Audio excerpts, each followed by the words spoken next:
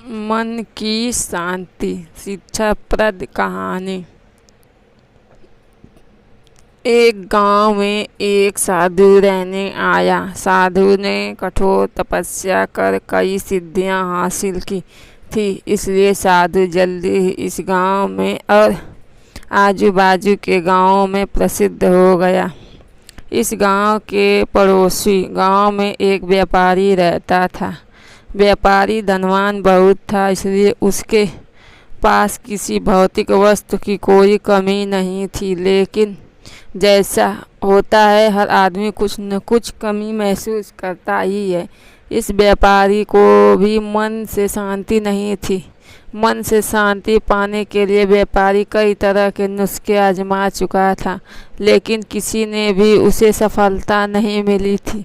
गांव के लोगों से साधु के बारे में काफ़ी प्रशंसा सुनने के बाद व्यापारी ने तय किया कि वह इस साधु से जाकर मिलेगा और उसने उसकी समस्या का समाधान मांगेगा। हो सकता है अपनी सिद्धियों के बल पर वह उसे मन में शांति लाने में मदद करे।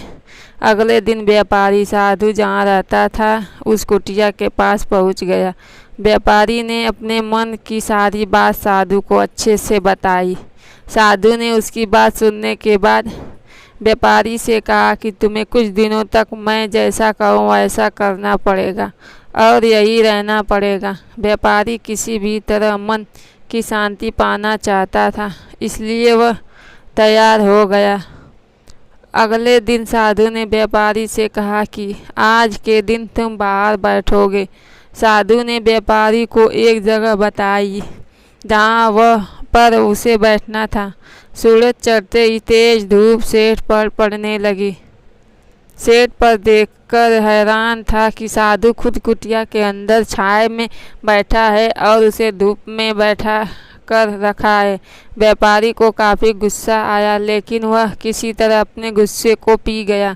अगले दिन साधु ने व्यापारी को फिर से उसी जगह बिठाया और इस दिन उसे खाना नहीं मिलेगा यह भी बताया।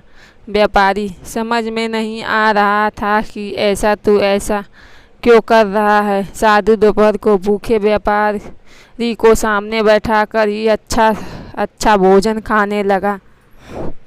जैसे तैसे व्यापारी ने पूरा दिन तो बता दिया, लेकिन भूख और गुस्से के मारे व्यापारी को पूरी रात नींद नहीं आई। वह पूरी रात यह सोचता रहा कि आखिर साधु उसके साथ ऐसा व्यवहार क्यों कर रहा है।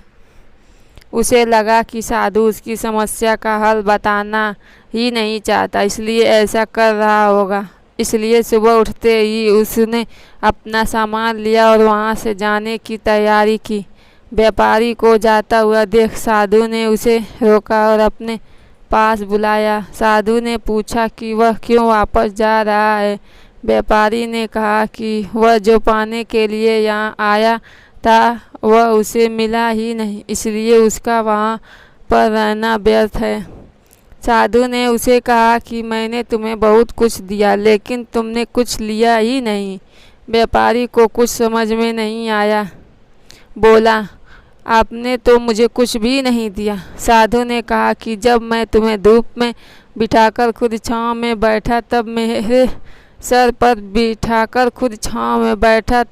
सर पर पड़ने वाली छाँव तुम्हारे किसी काम की नहीं है। यह तुम्हें समझ जाना चाहिए था।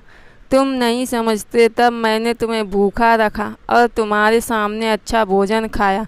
तब भी तुम्हें नहीं समझ कि मेरा खाना खाने से तुम्हारा पेट नहीं भरने वाला।